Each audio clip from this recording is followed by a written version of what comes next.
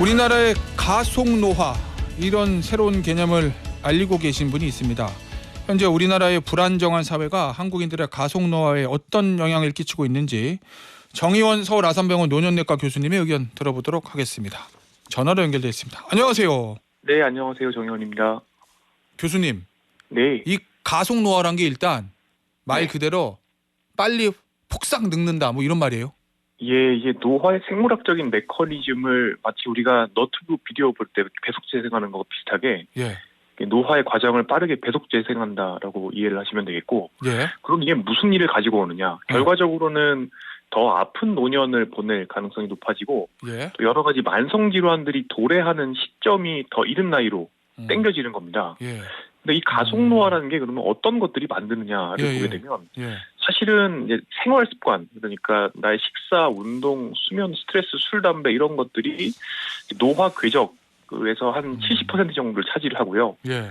내 운과 유전자 이런 것들이 30% 정도를 차지하는데, 유전자. 그래서 예. 이제 어떤 분들께서는 이제 뭐 워런 버핏 이런 분들은 뭐 콜라를 뭐 90세까지 마셔도 문제 없지 않느냐. 예. 이건 이제 굉장히 운이 좋으신 거라고 보시면 되겠고요. 그래요. 예, 알겠습니다. 그런데 뭐 가속노화라는 게 사실은 뭐 현대인들 뭐 생활 습관 때문에 다 있을 것 같긴 한데 네. 유독 우리나라가 여기에 취약하다. 이건 왜 그런 거예요? 우리나라만 취약한 것은 아닌데요. 예. 사실은 서구에서도 젊은 인구들의 경우에 이제 그 부모 세대보다 조금 더 만성 질환을 빨리 맞이하는 것 같다, 이런 관측들이 많이 있고, 예. 서양 데이터를 보더라도 90년대에 60대였던 분들보다 지금 60대였던 분들이 조금 더 고장이 많다, 이런 것들이 있는데, 예. 우리나라는 조금 이게 양극단이 갈리는 모습이 나옵니다. 예를 들어서 국민건강영양조사 데이터를 보면 예.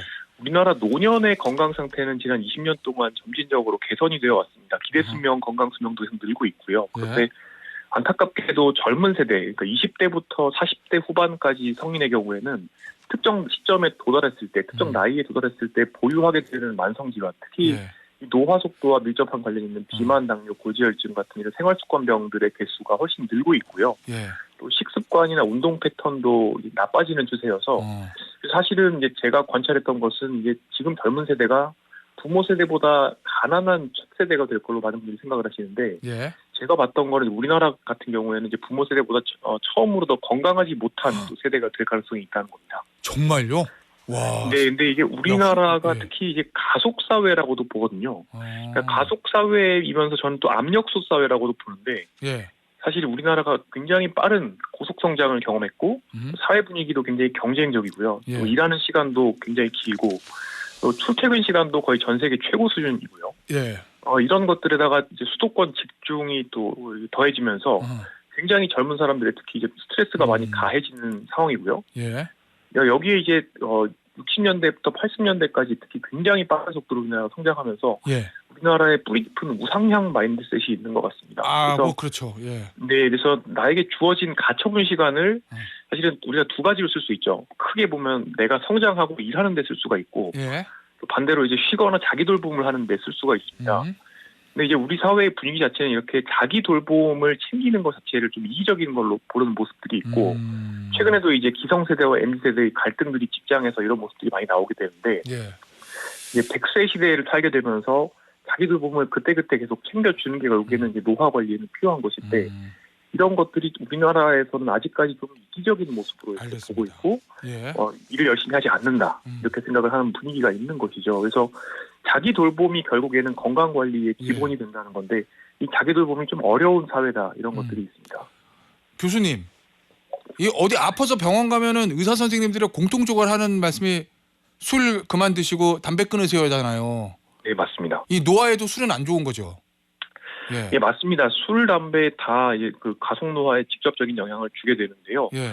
특히 이제 술의 경우에는 이제 노화의 악순환을 가져옵니다. 예. 이 다면적인 건강 관리가 말씀드린 것처럼 자기 돌봄이고, 아하. 내가 전반적으로 생활 습관이 좋게 되면 예. 내 뇌의 상태가 쉽게 말해서 안정됩니다. 아하. 편도체라고 해서 여러 가지 이제 우리가 욕심 부릴 때 또는 맹수가 나를 쫓아올 때 활성화되는 스트레스의 중추가 있는데, 예. 이런 편도체가 좀 안정화되려면 예. 전반적으로 술도 덜 해야 되고, 예. 식사도 깨끗해야 되고, 운동도 잘 되어야 있고, 잘 되어야 하고, 이런 상황이 필요하거든요. 예. 이제 반대로 이제 내가 이제 삶을 살면서 잠이 나빠지고 스트레스가 나빠지면 사실은 뇌의 상태가 지저분해집니다. 이 지저분해진다는 표현이 좀 과학적인 용어는 아닌데 예. 전두엽 기능, 그러니까 자제력과 관련된 기능이 떨어지게 되고 아하. 편도체, 그러니까 예. 충동 조절과 관련된 것들이 더 나빠지는 이런 상태가 되게 되는데 이 알겠습니다. 상태가 되면 사실은 음식 취향도 나빠지고 예. 활력도 떨어지고 술 담배가 더 땡기고 스마트폰도 더 스크롤하고 싶어지거든요. 예. 근데 이런 과정을 전반적으로 악순환을 만드는데 굉장히 안 좋은 게 술입니다. 예, 알겠습니다. 그러니까 모든 사람들이 이제 술을 좀 끊거나 줄여야 건강에 좋다. 이거는 뭐 너무 당연한 얘기인데 네네. 얼마 전에 조간신문에 칼럼 쓰셨잖아요. 네, 그렇습니다. 제가 그걸 봤거든요. 제목이 네. 조직의 리더는 술을 끊어야 한다. 네네. 근데 왜 하필 리더를 콕 집어서 말씀하신 거예요?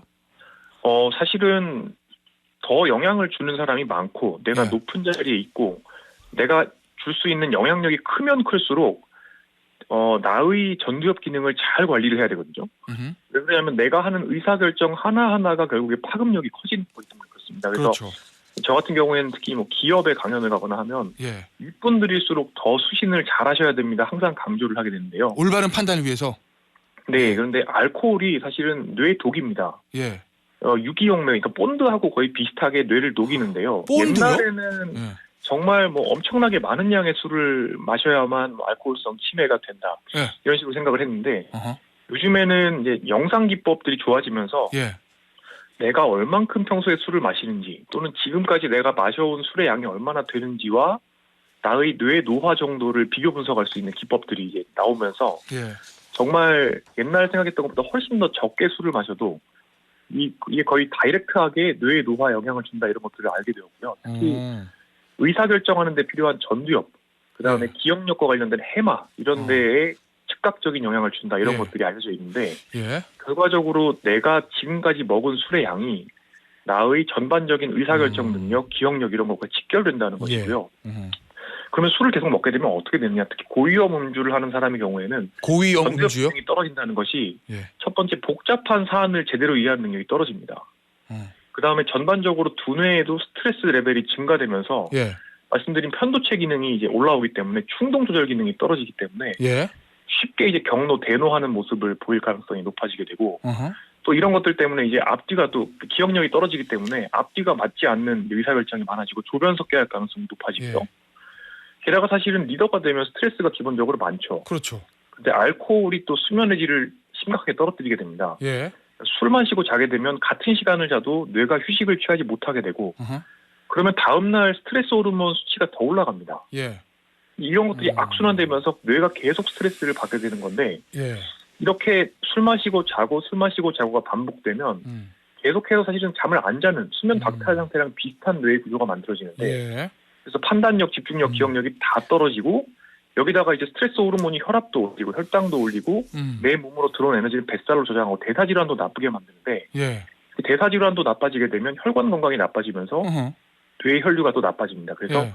뇌는 결국에 양쪽에서 술도 뇌의 가속노화를 만들고 어허. 술에 따라오게 되는 만성질환도 뇌의 가속노화를 만들어내는 거죠. 그러다 예. 보니까 결국에 굉장히 빠르게 인지기능이 떨어지게 되고 예. 내가 하게 되는 의사결정들이 전부 다 질이 굉장히 나빠지게 되는 그래요. 건데 이게 사실은 옛날에는 정말 왕이 있고 왕 밑에 있는 사람들 일사불란하게 그냥 일만 따라하면 되지 않습니까? 예. 근데 지금은 그런 것들이 아니라 조직의 리더가 되게 되면 굉장히 빠르게 변화하는 세상의 환경 속에서 그렇죠. 깨어있는 정신 그리고 명철한 판단력이 필요한 상황이고 그래야지 경쟁에서 이겨나갈 수가 있는 것인데 내가 관리하는 조직이 결국에 굉장히 위협을 받을 수가 있는 거죠. 내가 술에 취한 뇌를 가진 상태에서 어떤 의사결정을 한다는 것은 예. 결국에 조직의 생존을 위협하게 된다는 겁니다. 결국 교수님 말씀하신 거 쭉 들어보면은 조직의 리더가 예를 들어서 매일 뭐 술을 먹는 고위험 음주 이걸 하면 복잡한 사안을 이해를 못하게 된다. 그다음에 분노 조절이 안 돼서 맨날 화내고 격노하게 된다. 잠 못 자서 스트레스 받는다. 당뇨, 고지혈증 이런 거 올 수 있다. 기억력이 감퇴된다. 그럼 조직의 리더로서 하면 안 되는 거 다 이렇게 된다는 거잖아요. 근데 교수님 이런 거 있잖아요. 원래 조직의 리더들이 스트레스도 많고 막 그러니까 또 밤에 약속도 많고 이제 저녁 먹으면서 이렇게 좀 술 한잔 하면서 스트레스 풀고 이런 긍정적 효과 이건 전혀 없어요? 우리가 스트레스를 풀려고 술을 마시는 건 사실인데요. 예. 이때 알코올이 딱 들어오면 중독 물질이기 때문에 일시적으로는 이 도파민, 엔돌핀 이런 쾌감 호르몬이 분비가 됩니다. 예.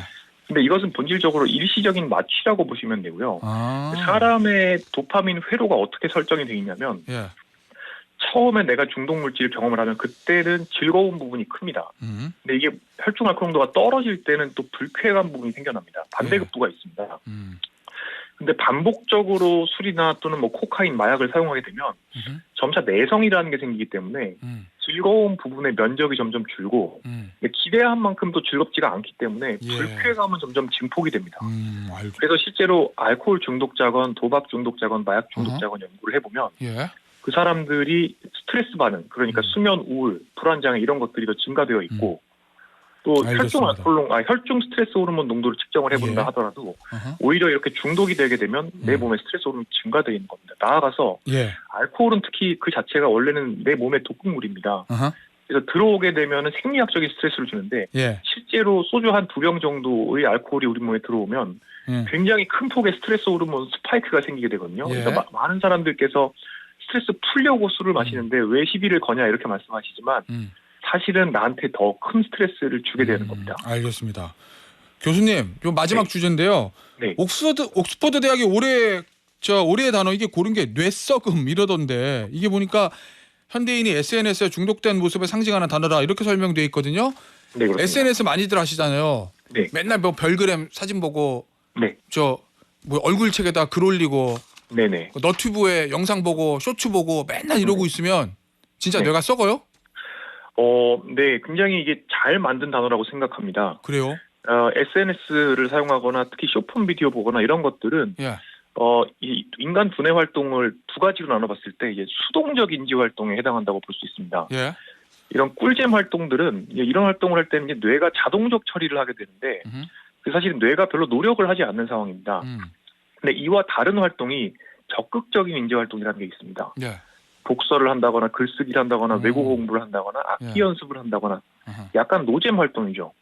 그래요? 크게는 이제 꿀잼 활동, 노잼 활동 이렇게 두 가지로 나눠서 쉽게 생각하시면 될 텐데요. 예. 이런 노잼 활동을 할 때는 뇌가 능동적으로 활동을 해야 되고 집중력, 주의력, 실행 기능, 한마디로 전두엽 기능이 적극적으로 동원이 됩니다. 예. 그런데 왜 근육도요, 우리가 열심히 사용을 하지 않으면 근육 기능이 나빠지는 것처럼 그렇죠. 뇌는 사용하지 않는 기능은 점점 떨어지고 예. 내가 자꾸 사용을 하면 그 기능이 강화됩니다. 그래서 뇌의 입장에서 굉장히 편안한 활동들, 쉽고 재미있는 수동적 인지 활동만 반복하게 되면 예. 이게 점차 내가 복잡하게 생각할 수 있는 능력 또는 문제 해결 능력 이런 것들을 발달시키는 과정이 없어지기 때문에 능동적이고 적극적인 인지 활동을 하기가 점점 더 어려워지는 거죠. 한마디로 꿀잼 활동만 하면 알겠습니다. 점점 노잼 활동 못하는 사람이 되고 예. 그러면 이제 집중력 떨어지는 사람이 되는 겁니다. 예. 그래서 이런 것들이 이제 점점 ADHD와 비슷한 그런 사람을 만들어내게 되고 예. 또 몰입을 하는 것도 점점 어려운 그런 사람들이 되는 거죠. 예. 그래서 이제 이런 팝콘 브레인이라고 우리가 또 과거에는 얘기를 했었는데 예. 짧고 강렬한 자극만 자꾸 주다 보면은 그렇게 뇌가 이 슴슴한 자극은 받아서는 내가 그 슴슴한 자극은 동기부여가 안 되기 때문에 알겠습니다. 사실은 복잡한 활동을 점점 못하게 되고 그럼 머리가 나빠지는 거죠. 예. 어쨌든 오늘 교수님의 말씀은 술 너무 많이 먹고 SNS 너무 많이 하면은 가속노화 된다. 요 얘기입니다. 그거 하지 말자는 말씀이었어요. 네, 맞습니다. 예. 오늘 여기서 마무리할게요, 교수님. 지금까지 네. 정의원 서울 아산병원 노년내과 교수였습니다. 감사합니다. 네, 감사합니다.